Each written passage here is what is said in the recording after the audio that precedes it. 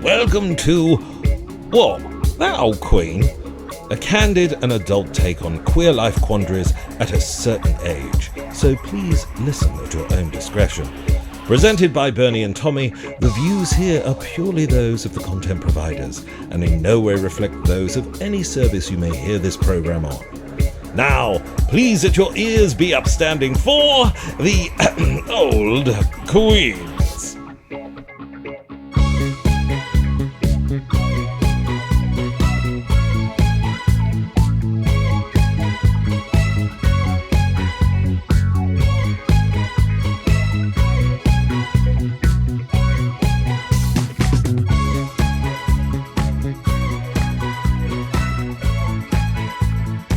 Hey Tommy. Hi there. I'm look all dressed up and nowhere to go. You look beautiful.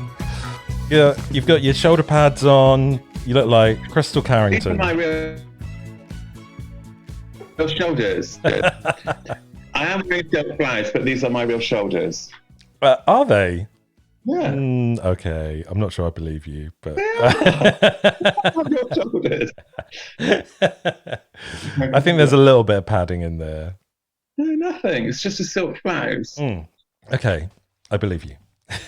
That was about Joan. That was we're reading about Joan Crawford, and she has a line about shoulder pads and saying those were my real shoulders. I mean, she was pretty square-shouldered if they were her real shoulders. Yeah, I mean, she had shoulders for days. Bit like you. Yeah. I think maybe it's a good angle. It's something very interesting about the way that you can present yourself, and I'm doing a bit more research into this. Is you can get a very good angle on yourself, and you also can get a very bad angle. I'm doing a lot of, when I come out of a Zoom call, there's that point where you have to leave the meeting, and then you have to go onto another button and leave the meeting there. And you can actually, if you're not concentrating, you can pull a very nasty expression. But I always make sure I'm putting a hospitable, smiley, I'm leaving the room face rather than I'm glad I'm out of that one. I think mine's always I'm glad I'm out of that one. Yeah, I've literally been on Zoom since about 9 o'clock this morning. I've had a lunch break and I had a mini break where I had to just lie down for half an hour. But I'm on Zoom all the time at the moment. This is how we live our lives these days. It's crazy. But, lockdown is easing. So it'll be interesting to say. I mean, this comes out a week later. Yeah. So the people will already know the blueprint for the UK coming out of lockdown by now. So we can see what we can do. We might even be able to do a socially distanced snack out of it. Who knows? I hope so. Yeah, we could do a picnic version of the show. I haven't eaten since the last physical snack out of it. I'll get some supplies in.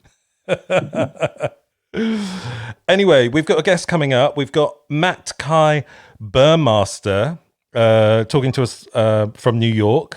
Such a brilliant name. I know, right? And he's a Canadian, but he lives in New York. He's a queer actor and also runs a new platform for people to put creative content up called Fearless. So it'll be interesting talking to him. We've got all our usual features. What That Really Old Queen. Who have we got for What That Really Old Queen this week? Well, we're doing Rock Hudson this week because both of us have been watching the Hollywood Ryan. What's his name? Ryan Murphy. Yeah. So we can get our teeth into that. But we're late to go live on Instagram with Kink My Bluff. So shall we do that now? Let's do that now. I'll get my phone. Hi. Hey. Hi. Tom. Can you hear me? Yeah. Hey, Tommy. How you doing? Good. Yeah. I mean, I don't think anyone's watching this. Jane Monroe is. Oh, yes. Hello. I think people have been waiting for 10 minutes to play Kink My Bluff. But you ready to play? Yes, I've only got one for you, but yeah, you can do me. I've got Have a go three. with me. I've got three. All right then. So let's play Kink My Bluff.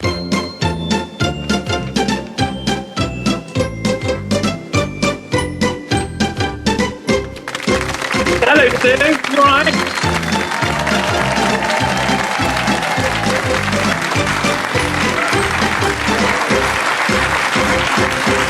Wow. Thank you for joining us on Facebook Live, all of the 2 people that are there.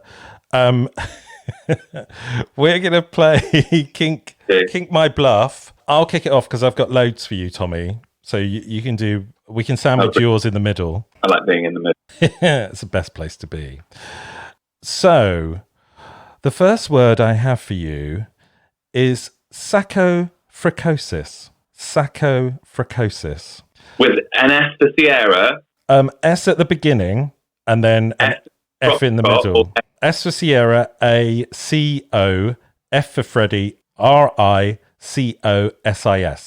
Sacofricosis. So this is the practice of cutting a hole in the bottom of the front pocket so you can masturbate with your cock, usually in public places. So playing pocket billiards by the sounds of it. Or is it the condition where the bags under your eyes are permanent and don't go down? Well, I've got that one. Sacco. I've got those. I mean, is it a trick question? Could they both be right? I don't know. I do know that a good treatment for eye bags is to use a hemorrhoid cream. Yes. I think we've spoken about that before. Kate Moss does that. Although I think that's dubious. I think it needs to be the right kind of hemorrhoid cream. But yeah, what is sacofricosis? I think it's, what was the second one again? Sorry? The second one, the first one is pocket billiards. I don't think it's playing with yourself with a hole in your jeans. Okay. I can reveal it is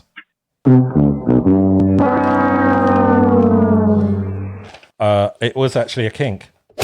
So it is playing with yourself in pocket billiards. Yeah, you got it wrong, unfortunately. Sorry, Tommy. I wouldn't have thought that was a kink. I would just think that was like good planning. Yeah, maybe it is good planning to cut a hole in your pocket. Not if you lose your keys, though, in the process. Should we do your one? Okay. So, no, actually not, because I haven't thought of... Okay, shall I do another one? You do one and yeah. Okay. Essayers. Essayers. Okay. So let me take you back to 18th century Paris and a Parisian brothel, and an essayer or essayers were men, usually undercover, whose services were retained to fondle the prostitutes and engage in overt sexual behavior in front of the clientele or more timid clients, as so to encourage them to engage in that behavior as well. So to encourage them to hire the said prostitutes. Or essayers, is it someone who gets sexually aroused over writing or reading essays? What do you think? Kink or bluff? I think it's the first one, the arouser. It's a bit like a fluffer. But I do... A fluffer in a brothel. Yeah. It is a kink. You're right. I did have an issue with an erection in an exam situation once. I mean, maybe that could be an essayist, but that's not what it's called. So I just made that up. It was just an interesting aside. Yeah, sure. What have you got for me then? So I've got this word, aglamonophilia. Would you like me to spell it? Aglamonophilia. Okay. AGALM, aphilia. Okay.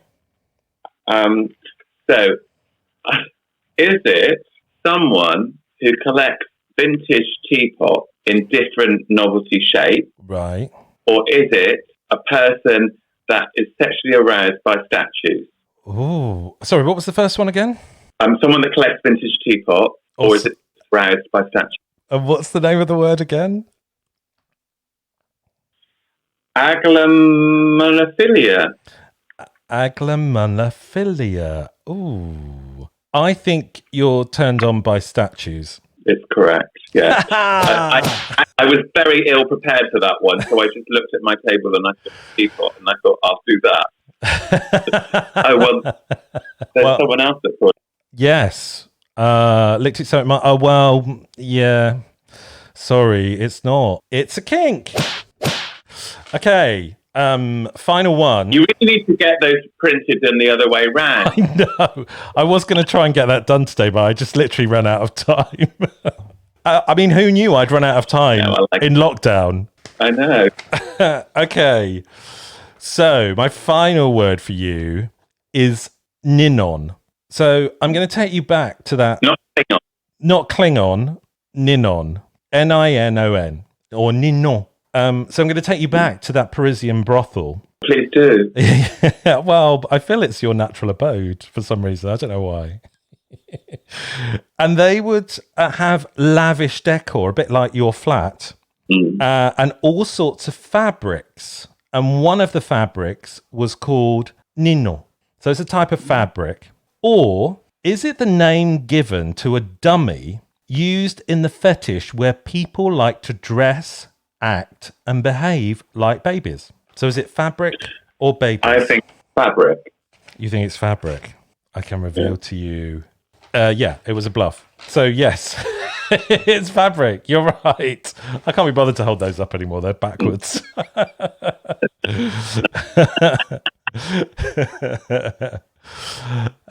Babies. Mike Pony. Oh, hi, Mike Pony. You've just missed it. You'll have to listen on the rerun. Sorry, babes. Okay, well that's the end of Kink My Bluff. Join us next week when we go live. This recording will be in our podcast a week on Sunday, and have a listen back and see if you've joined us late, and see if you can guess whether it is a kink or a bluff. We'll see you next time. Would you say? Never heard your bluffing before. No, I know I've never heard the bluff theme tune before. It's new. I just farted it this afternoon. Anyway, we'll see you next time. That's what you do as a sound artist. Exactly. It's all the Foley I do. I just make most of it out of my arse. Okay. We'll see you next time for Kink My Bluff.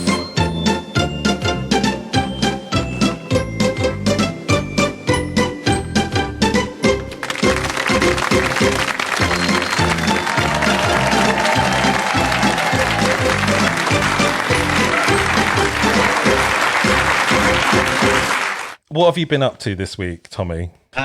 This week, I've been actually really busy. I've been rehearsing a couple of shows in my flat on Zoom and watching a lot of the new Netflix drama, Hollywood. Yes. Yeah, I've definitely been getting my teeth into that. What did you think? Yeah. I thought it started off quite well and then maybe lost its way a little bit towards the end.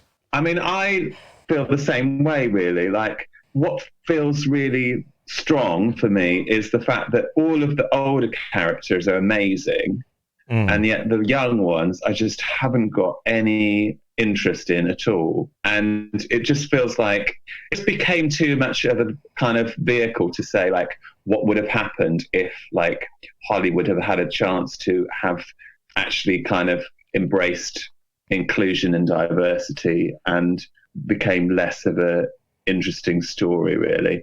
But having said that, the characters that are played by Holland Taylor, who's just beautiful, like, I think she's the most beautiful woman.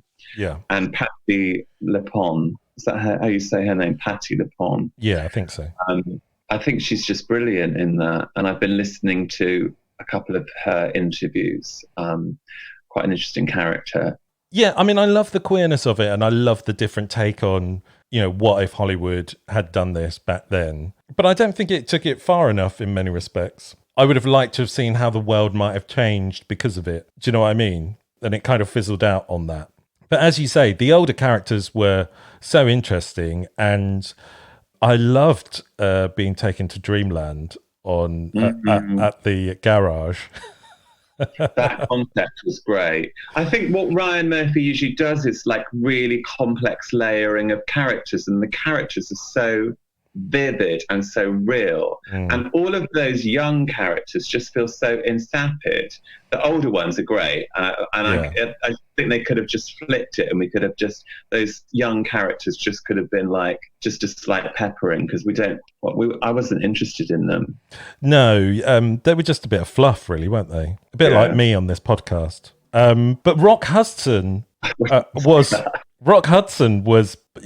one of those characters, wasn't he? So he is present within that story.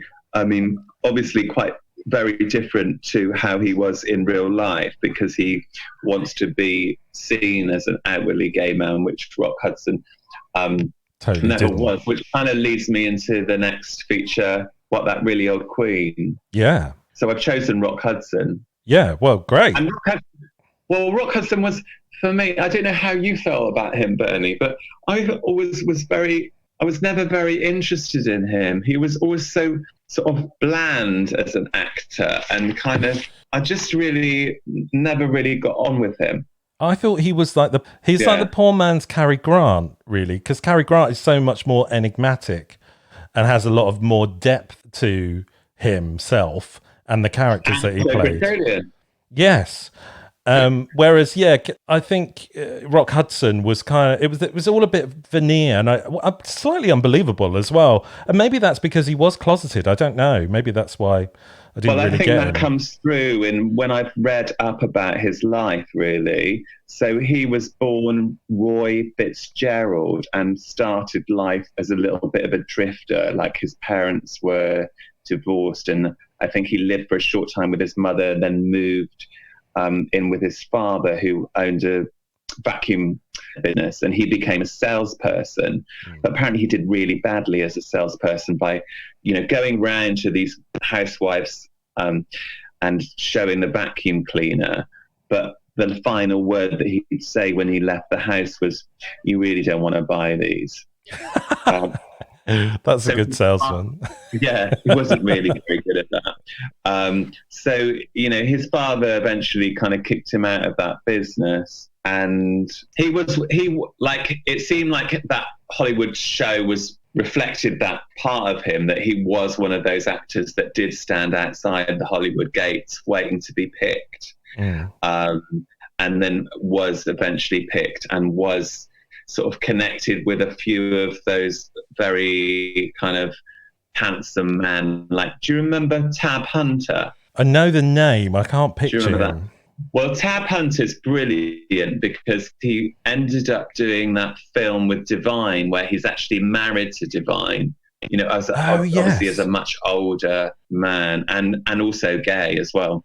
And in that situation, when he was discovered and they started working with an agent, and that part of the Hollywood show is true, they did change his name.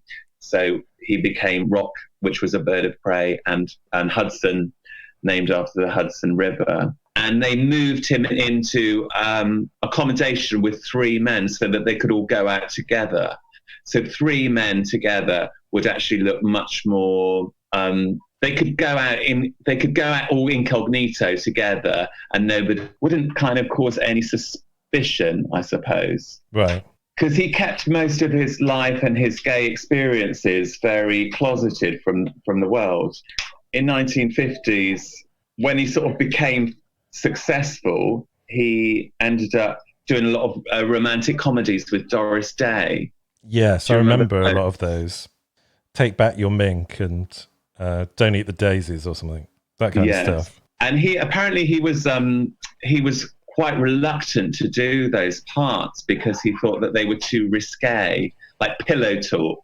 Have you seen that one? Yeah. With the party phone and everything, yeah. And there's this interview that I watched of Doris Day saying she's a great kisser. But he was like a terrible actor, really. I think in the early years, like, he was very kind of wooden and stiff. Yeah, maybe it's a Still Waters Run Deep kind of performance that he's giving. What's the film he's in with James Dean? Giant, is it? Yeah. So that's the one that he won an Oscar for or something. I think that's probably his best role. Yeah. He's probably, but then he's playing against really good actors. I mean, when you're playing against someone like James Dean, who's just electric as an actor, you know, it can't help but make you up your game, really. Yeah. Matt Kai, how do you say your surname? You said it right. But Burmeister. Burmaster? Oh, yes, Burmaster, yes. Sorry, I thought you meant my first name. People often mispronounce it, but you pronounce it perfectly. Oh, thank you. So you've just joined us in the room. We're talking about Rock Hudson in our section, What That Really Old Queen, off the back of talking about Hollywood. Do you know anything about Rock Hudson? You're probably too young, aren't you? I only know the Netflix series. That's all I know, because I did watch that, but I don't know the actual guy now. Yeah, well, it's interesting because there are loads of elements in the Hollywood show that are true to what Rock Hudson was like as a person, really. Apart from the fact that he really was interested in or wanted to be outwardly gay and present himself like that. Yeah, I mean, do we know that he wanted to do that in real life or not? I mean, maybe he did, but I mean, who knows? That I've done, he was really closeted for the whole of his life. Like, he really wanted it to be a secret. Well, it was the 50s. And I think that... it was the 50s, wasn't it? So, I mean, everybody was closeted. It was not de rigueur to be out. It was against the law in this country. No, but of course. But I'm talking about like now further on, you know, when we're moving into the 60s, 70s, 80s, he was still very closeted. Right. He would not answer that question. And the reason why he became, you know, significant within gay history is because he developed HIV and AIDS, and he was quite reluctant to actually talk about that. So it feels a little bit accidental, really, that he's this kind of hero of that in a way. He developed that illness at a significant point in history, and it was at a point where there was no treatment available, and you know, gay people were completely vilified. Nobody wanted to touch them. He got a part in Dynasty, playing against Linda Evans, who you commented earlier that I look like tonight, Bernie, which I'm very complimented by, and was so paranoid because he knew that he was positive at that point that he didn't want to kiss her in the scene, and like kissed her sort of the side of her cheek or something. Well, yeah, I mean, but that's the thing, isn't it? Back then, they didn't know. There was all sorts of myths about HIV and AIDS back then. You know, like you could get it if someone spat on you or things like that, which is obviously utterly ridiculous now. And the stigma was just huge, wasn't it? He attended a White House event with a kind of legion visibly on his neck. And you know what the Reagans were like with being so anti-gay. Well, both in America and the UK. I mean, we had Thatcher over here, and but Thatcher actually was a little bit better because she did actually talk about it. Yeah, I mean, the Reagans just wanted to ignore it. Deny. Yeah, a bit like another American president with a pandemic. Matt Kai, what do you think about actors being closeted or out as a queer actor yourself? Well, I think that when you're in the public eye, you kind of have to share a little bit more about your personal life than the average person. I think it's, for the most part, kind of detrimental if you're not going to be open about some key elements of your personal life. Not that you have to share everything, but, you know, an actor in particular, you know, a music artist, you know, they share their personal life through their songs, etc. You know, so when you're in the public eye, I think to some degree you have a little bit of a duty, but I understand it's everyone's personal decisions, so it can be tough. Yeah, and I think that series, Hollywood, really kind of exposed that whole system of, which still goes on today. You know, there's still plenty of gay actors which aren't out in Hollywood with lavender marriages, etc. What about Tom Cruise? I mean, allegedly. Oh yeah, will I get sued for saying that? I never even heard about that. Have you not? No, never once. I've never heard anyone say that. Maybe we just don't say that here in Canada. I don't know. Maybe you don't. Are you joking or are you? No, I'm serious. Really? Yeah. Ah, that's interesting. I'm sure somebody has said it, but maybe I just wasn't in the room when it was said. What do people? I haven't heard it myself. What's people's perception of Tom Cruise? Like what do they think floats his boat? Do they think he's a strange character? I don't think so. Really? Huh. That's interesting how like viewpoints may be different in different parts of the world. Yeah. I think people consider him like kind of a hunk leading actor kind of guy, and I don't think they have any negative thoughts about him. I don't know. No, I think the image that he has in the UK is a little bit strange with all the Scientology as well, that kind of thing. And oh, is this recent? Do you not know that he's a Scientologist? I mean, I guess I mean maybe you're getting censored over there about what Tom Cruise is up to. It's possible. Yeah. Well, you heard it first here on What That Old Queen. There you go. Now I know. Matt Kai. But tell us what you do, because we're interested to know that. Yeah, so I started as an actor and a director and made some content, and I wanted to find a place to distribute it online. And I wasn't really satisfied with the options that were available to me as like a small independent filmmaker. And so I created my own streaming service. And now we're 3.5 years in and we're growing fast. And the streaming service is pretty much what I spend full time on. And I still have a few film projects, in progress, but overall running the streaming service is my full-time thing now. So great. And the streaming service is called Fearless. Yes. And it kind of caters towards minority groups in particular, doesn't it? Yes. We like to say that we're inclusive entertainment. So any story that's not getting represented in the media, we really work hard to make sure that it gets a voice. One of the elements in particular that has been asked of us lately is the intersection of people who are LGBTQ and also religious. So Christian, Catholic, Muslim, anything. So that's an area we're trying to build up a bit of content on, because we just believe that these kind of things that there aren't a lot of movies about are super important, and people need to be able to see themselves on screen.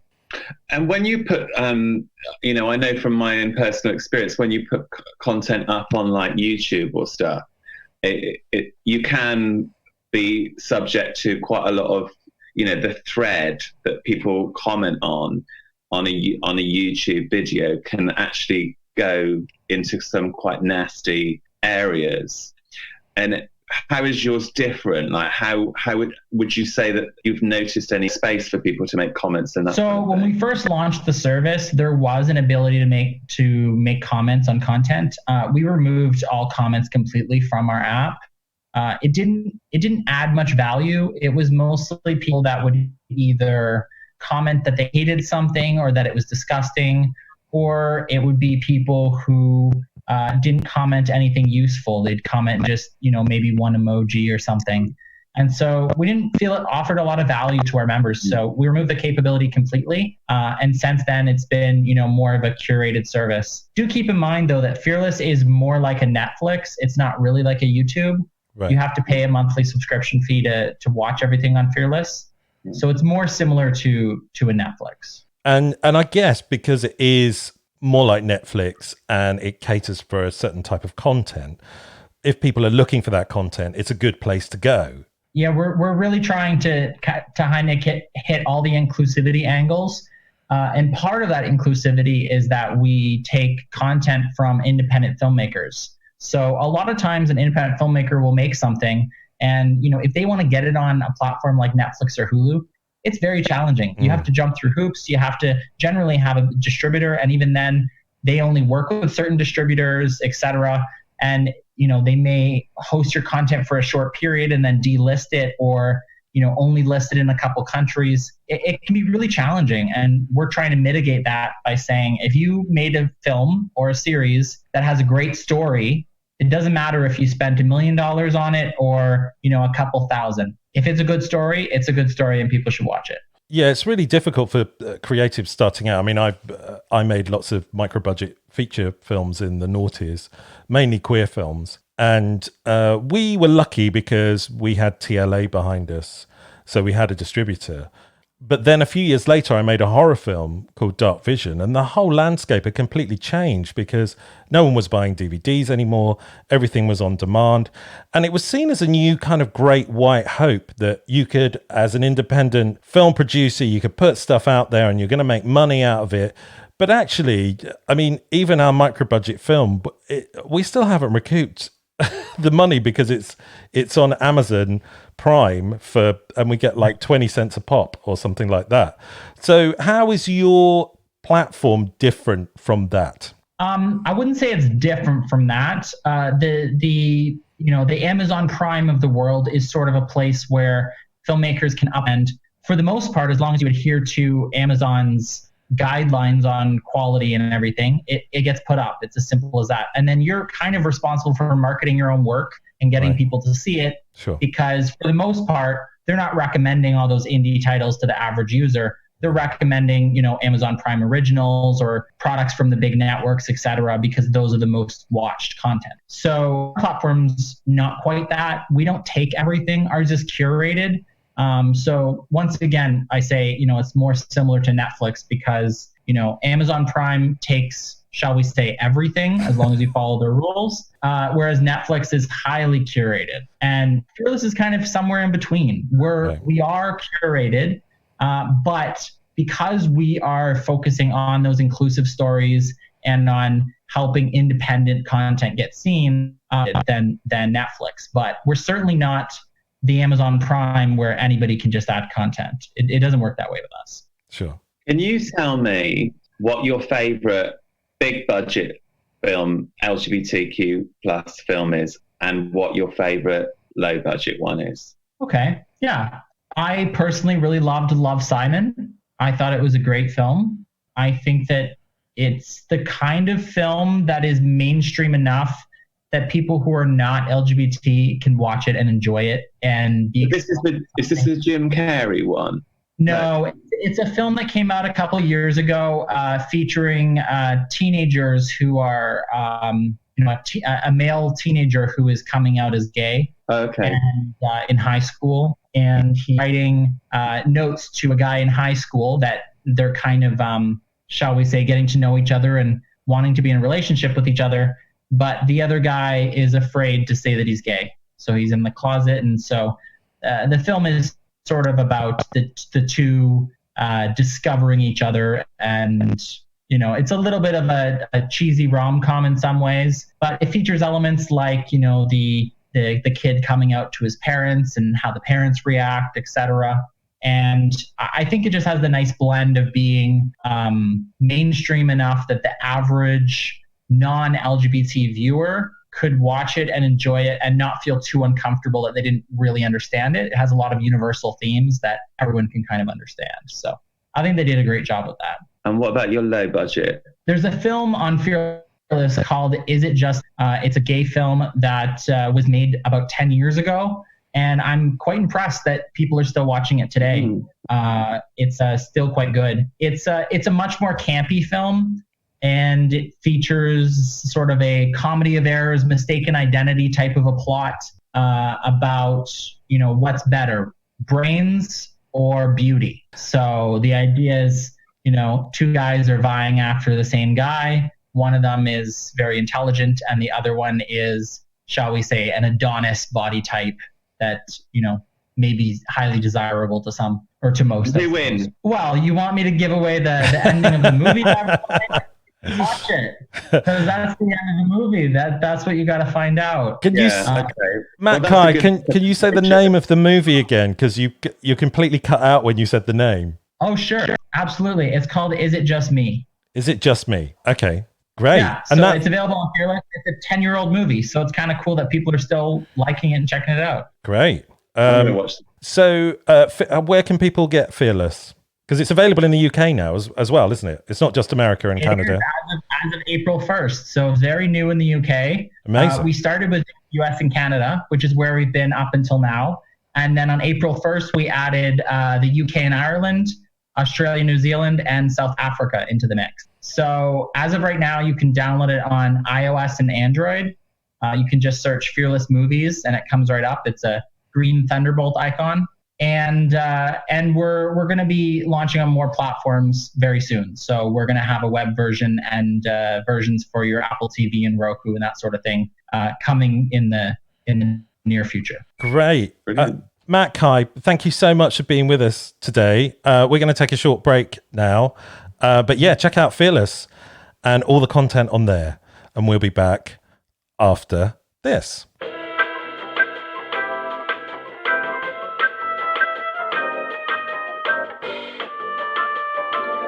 So Bernie just needs to play his theme tune now.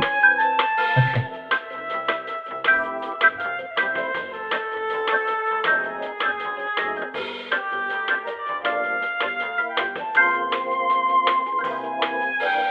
So we're back, and thank you to Matt Kai, Burmaster. And I'm going to check out a bit more of Fearless because there seems to be some interesting content on there. And yeah, I think it would be interesting to see what comes out of this period, where everyone's in lockdown. Are there going to be lots of films based on Zoom conversations? But there's also so much creativity that people are really stepping out from their kind of comfort zones and trying different things. I've just been doing so much, like poetry and drawings and different things like that. Like, it's just really been quite liberating in that way. Yeah, because we finally got the time to do this stuff. And it's great. And it's great that so many live performers are doing stuff, filming stuff and doing it online. I mean, I know it's a different feel of what you're used to doing, but it's interesting what people are doing and it's quite innovative. Have you seen that I've been doing some rude portraits on Instagram? Yes, I liked your rude portraits on Instagram. Are you doing a life drawing class? I am on a Monday, yeah. But they don't take their clothes off. Oh, that's a shame. You should do the one with John East. I think he takes his clothes off. Yeah. When does he do that? I don't know. You'll have to ask him. I'm sure he'll let you know. Anyway, should we do some... I'm just basically contacting ex-lovers and saying, can you send me a picture of you and I'll draw you? My gallery of lovers. Nice. I don't think I talked to most of my ex-lovers, so I'm not sure I could do that. They probably tell me to F off. So, well, some of them still current. Okay, yes, of course. I mean, they've got my ex-lovers at the moment because you're not loving. No, because we're socially distancing lovers. Yeah, it'd be interesting to see how we come out of this lockdown situation and what steps we'll know. The listeners will know the blueprint by now. But I'm still worried about living in a socially distant world for the foreseeable future, because it will still be socially distant, even though lockdown will be eased, won't it? Well, I'm going to an intimacy workshop later tonight. Oh, yeah. About intimacy online. Well, I was thinking about this today because the whole thing about social distancing and lockdown is quite alien to us as a species, because I think we're quite an intimate species, aren't we? We like sex. We also like proximity and touch. And this whole thing about only contacting people online or via video chat or over the phone and not being in the same space as them. Has anything like this happened to the animal kingdom? Not, I don't think so. I just imagine all these ducks on Zoom. Yeah. I'd like to see a penguin chat on Zoom. I love a penguin anyway. Who doesn't? Who doesn't love a penguin? I just love penguins. Anyway, on that note, shall we do some... Go on then. Okay. Seeing as you asked so nicely. Okay.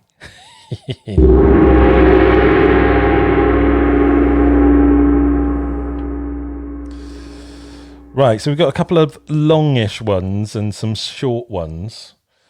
Right. So, dear old queens, why can't I kick this man out of my thoughts? So, throughout quarantine, I've been missing a close potential lover like hell.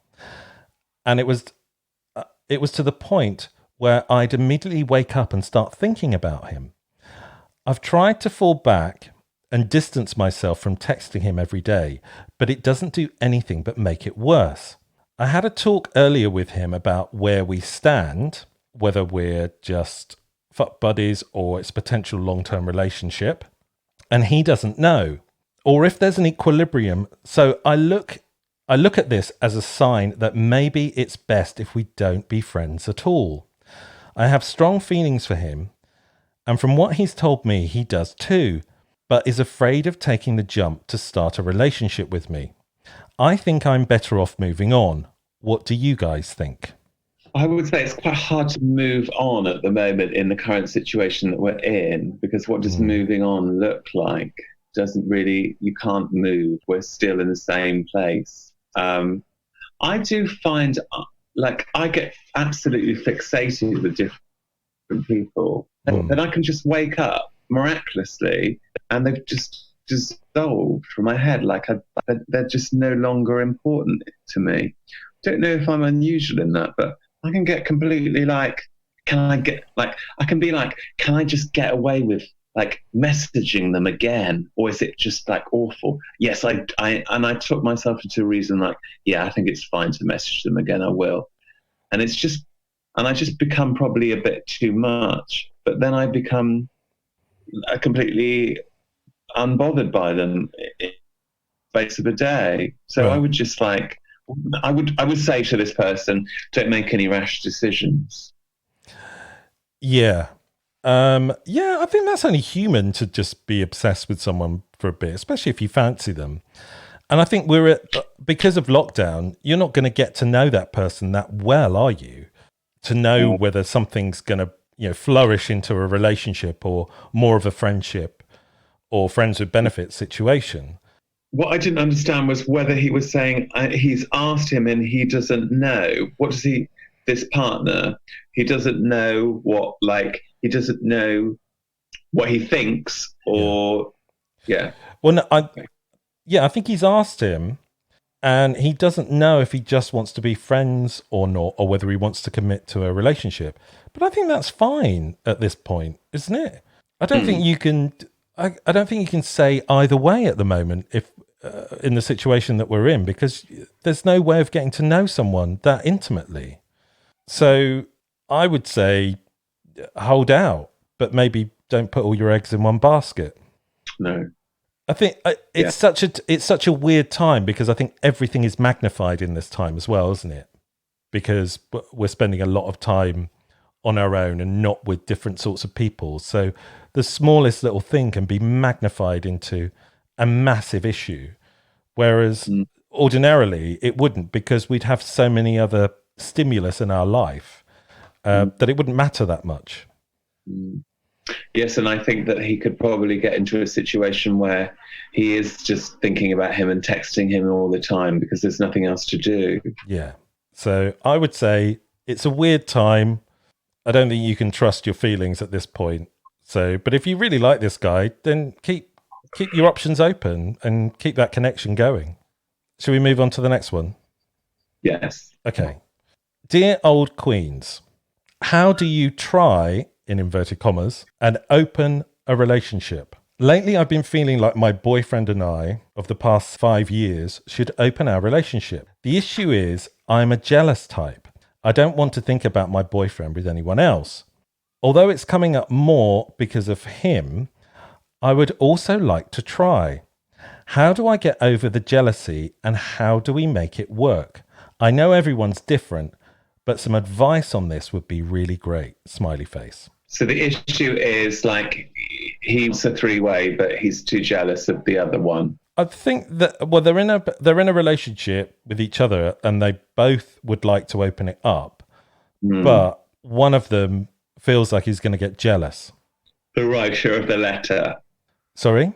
The writer of the letter is going to get jealous. Yeah. I think jealousy comes into any kind of open relationship, doesn't it? And it's how you deal with that. Especially if you've been monogamous beforehand. I think communication is key, and you need to feel strong in your relationship if you're going to open it up to other people.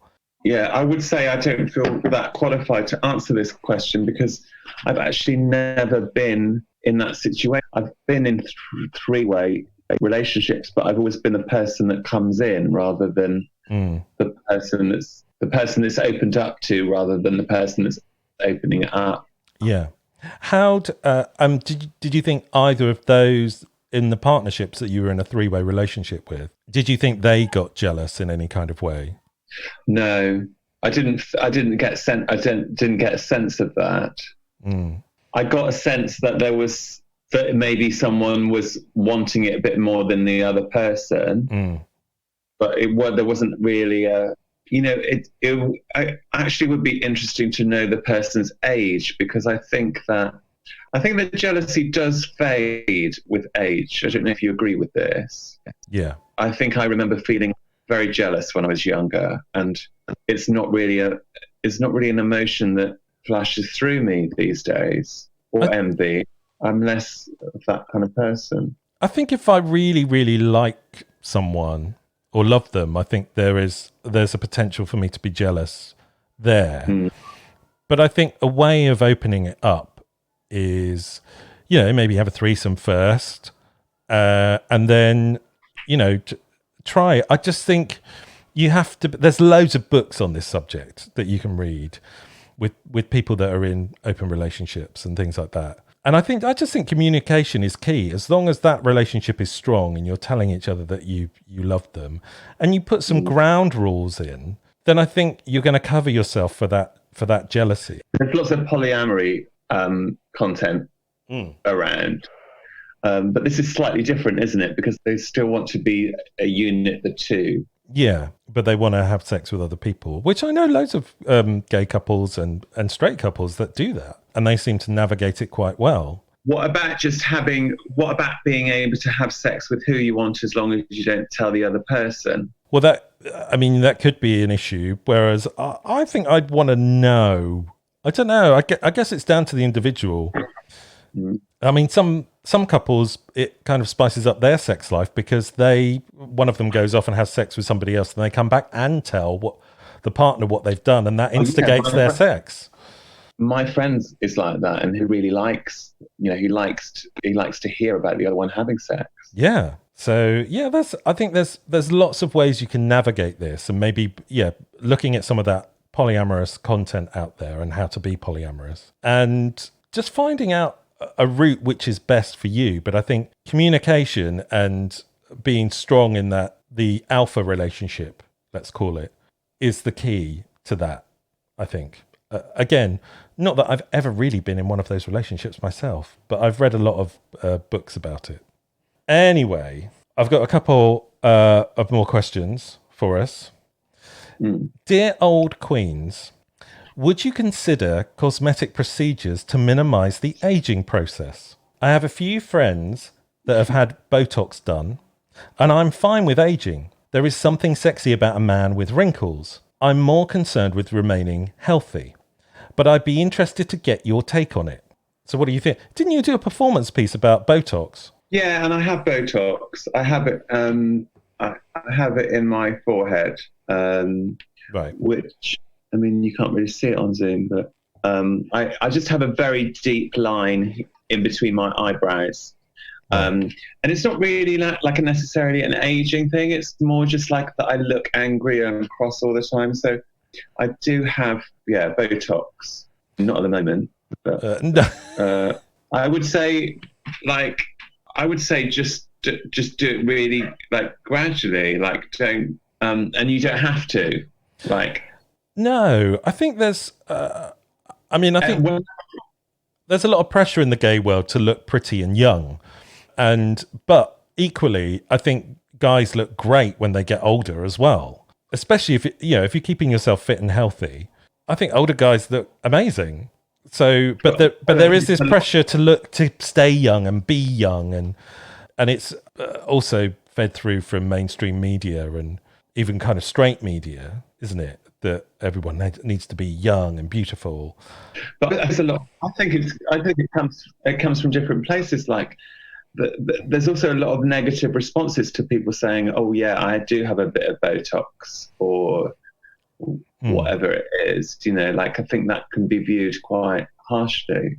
I don't view it harshly. I wouldn't rule out having cosmetic surgery done. I mean, I'm in my 50s now. I don't think I would have had it done before now, but I think it's up to the individual. I don't think you should feel pressured into having it, but if you think you want some cosmetic surgery done to make yourself feel better, then do it. You know, if you want to do exercise to make yourself feel better, then do it. You want to lose weight, do it. But if you're happy with the way that you are, don't worry about it. You know, I think beauty comes from within anyway. So, and actually, you know, whenever I've gone through long periods of not having Botox and long periods of sustaining it, and those lines get really deep and like pronounced on my head, and I'm the only person that has noticed it or comments or thinks about it. Like nobody else gives a shit. Yeah. About like how many lines and how deep they are on my head. It's only me that cares about that stuff about me. So, like, don't worry what anyone else thinks. Yeah.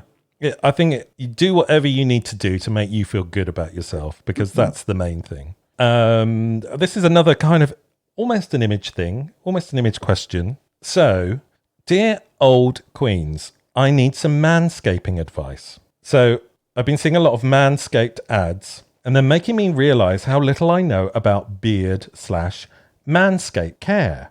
I grew up with a single mum who never really bothered teaching me how to care for my beard and body hair. I don't think that's single mum. No, my parents never told me how to do this kind of nonsense. I always bought the jankiest and cheapest tools to do the job. I now finally can afford to put some money towards something well-designed and efficient. It's also worth noting that I'm one hairy Persian man. LOL. What's your advice? So I don't know what manscaping is. It's well, you're pretty hairless, aren't you? Well, I have a full beard. You know, I can grow a full beard if needed. Yeah, so manscaping is like trimming your body hair or your beard. So, and I think a lot of people get hung up on this because they see a lot of porn where, you know, guys have really clippered down their pubic hair and maybe their kind of chest hair and stuff, and even shave their balls. And so I think a lot of younger kids are really hung up on shaved balls, manscaped. Whereas, you know, I'm a big hairy bear, so I love a bit of hair everywhere. Good. Yeah, I don't think I like the phrase manscaping. No. It just feels very like you know, like when you get those, like you get a moisturizer, and especially like geared towards a man. Like, yeah. And it's called something like metal or like steel or something like that. I mean, you think, oh, it's just like it's just trimming your balls or whatever. Like do it if you want to, and don't if you don't. I like to keep it sort of relatively tidy, but I'm not obsessed about that really at all. And it can go quite unruly, especially in these times. Manscaping just reminds me of the 90s. I used to shave my chest and stomach and, you know, or clipper them down to almost nothing and, you know, shave my balls and things like that back in the 90s because no one was hairy back then. It does look quite a 90s look. Yeah. Whereas now I think hair is in, so I think you need to care about it less. I do like to tidy my beard up because otherwise I look like some wild man of the woods. What's happening with your head hair today? What? Because I've got this hat on. It's just it just looks awful. It's all over the place. It's just so. It looks quite like you've dyed it. It's quite gingery. Is it? I think it's just the. No, I haven't dyed it. It's just the. I've been out in the sun, so it goes a bit copper in the sun. Okay. But yeah, it's just I don't know. I might buzz it off. I'm getting to the point where it's so unruly. I mean, I quite like it neat, but yeah, it's not happening at the moment. What's happening outside? It's someone having a fight. No, I think they're just being vocal. Your noisy neighbours. Is this something for your Annette Curtin show? Well, It probably is material, yeah. The frustrating thing is they talk nice and loudly, very, I can hear every word, but they're speaking Spanish, so I don't know what they're on about. No hablo español. Ask for a translator to move in between us. I know a little bit of Spanish. I'm in my 4th year of Duolingo, but yeah, I'm not very good. The Spanish people talk too fast. I have to put it on slow so I can understand what they're talking about. Anyway, manscaping. Have you ever been bejazzled? No, never been bejazzled. No, me neither. I mean, I think I once had my crack whacked, and that was the worst and most painful experience I've probably had. Back, sack, and crack. Well, I don't have a hairy back, and I did have my sack and my crack, yeah. So back and crack. I've never had it waxed, but I've had. I used to shave my crack, and then when it was growing back, I mean, even with the balls as well, it's awful. I hated that experience. It's quite painful when it's short, and then just itchy and no. I prefer to be au naturel. But it suits you. Thanks. I'll be showing you my crack later. Maybe you could sketch it. On Zoom. Women. I think women are more into waxing, aren't they? A lot of my female friends definitely, have a Brazilian or a bejazzle or something like that down there. Yeah, I don't know. I mean, I don't know about bejazzling, but yeah, I know a lot of female friends wax. I actually have never met anyone that has been bejazzled. I don't think I have. Maybe we should just get a joint bejazzle one day. I mean, that's the first thing I'm going to do when lockdown. It's top of my list.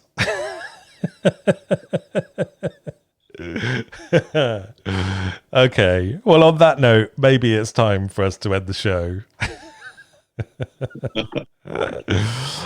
Thank you again, Tommy, for being with us. Thank you to Matt Kai for being with us earlier on. Thank you for listening. You can buy a t-shirt from our t-shirt store or other goodies on there, or you can join our Patreon if you'd like to contribute to that and keep us going. And I mean, who knows how we'll be doing this next week, because we might be able to be in a similar space. So let's watch this space, and we might even be able to do a socially distant record. But I feel like it might be a few weeks before we can do that. Yeah, I feel like that too. But we can hope. I'm definitely missing snack out of it. I'm starving. I'll get some snacks. I am though. I'm gonna get some snacks sent round to you by a carrier pigeon. Anyway, my oven's broken. I know. You said your oven's broken. Baking so much bread that it's just gone. It's gone. Fuck that shit. Yeah, but now the electrician says, I'll come round tomorrow morning. Oh, yeah. I had a delicious plumber round to my place last week. I mean, as much as I could do to be 2 meters away from him. So while he's sorting out my plumbing. I've had 4 visits from an electrician in the last 2 days. Wow. And you've kept your hands off him? Yeah, he wore a mask. Well, there's 2 different ones. They wore masks, and I stood away from them. I mean, I don't know about you, but with most sex meets, I request a mask anyway. Well, yes. I mean, so do I. Before lockdown.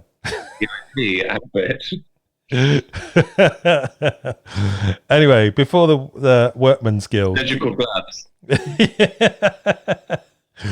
Yeah, gloved up and loved up.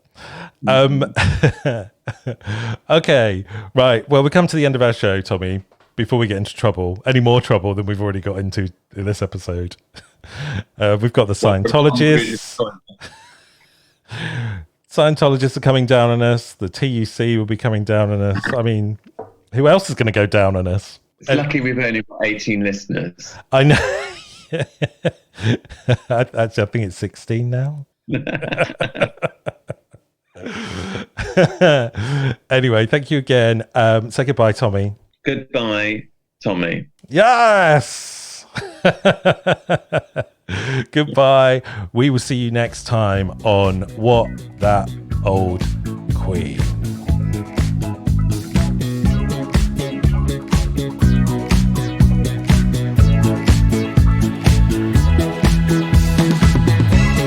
You have been listening to What? That Old Queen? Written and presented by Tom Marshman and Bernie Hodges. The show was produced by Bernie Hodges in lockdown 2020 for Hodge Podcasting.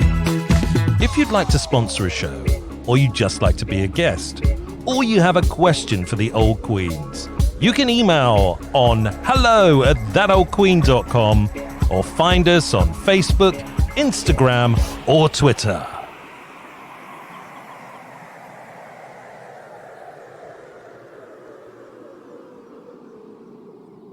Thank you.